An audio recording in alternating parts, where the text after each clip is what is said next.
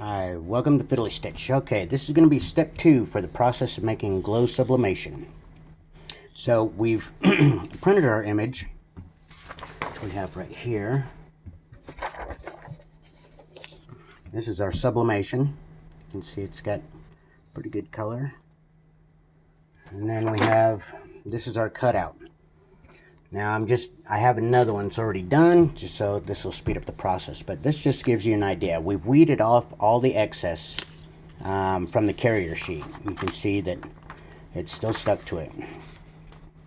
Now we have to weed off this from the carrier sheet. And this process is a little more time consuming. You have to be careful.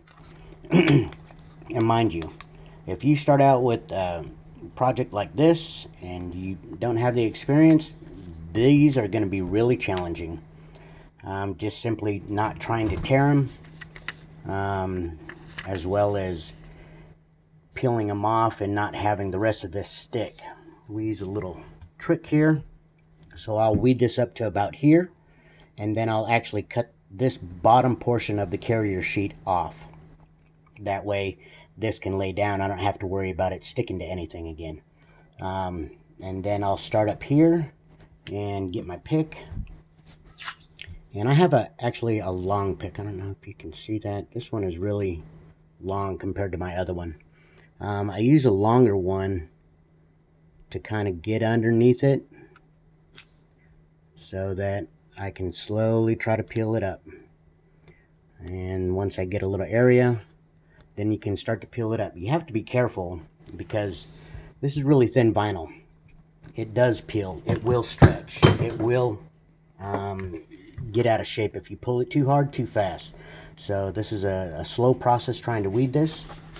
Let me go ahead and get our other piece up here that we've already done.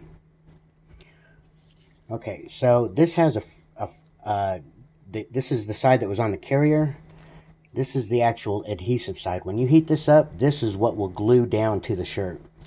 So we've cut our image out. We're getting ready to fuse the sublimation to the glow product. And for this, I like to line it up inside of the image so that there is an actual border of ink all the way around the vinyl. Takes a little time, but with a little practice you can get it down. And you can always adjust it, move it, so that it fits in there a lot better. You can find that little perfect area, that perfect lineup. Right about there, I think. Okay. So, for me, I would actually line this up on my platen, so that when I flip it over, it's ready to go. I don't have to try to move it around or adjust it or do anything else. So let's go ahead and do that. I'm going to pause this for a second. Okay, now we've moved it over to our platen.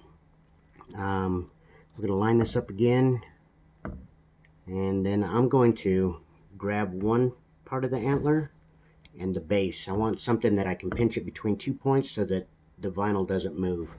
I do it this way because this way I can line it up better. It's easier. I don't have to try to look through the paper and actually see if I can see the vinyl or not. Sometimes that's a little hard. So pinch and pinch. And flip it over.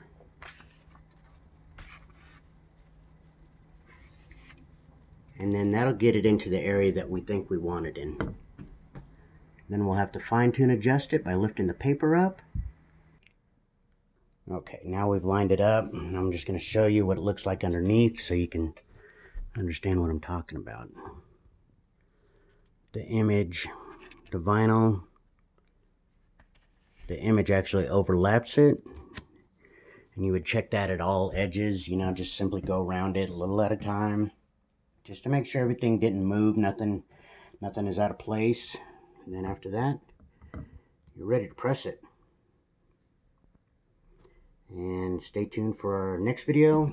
That'll explain how to press it and peel it and apply it to your garment, shirt, bag, t-shirt, sweatshirt, whatever you're trying to get it to stick to. Thank you. Feel free to subscribe, like, share. Bring people. They're going to want to know how to sublimate this.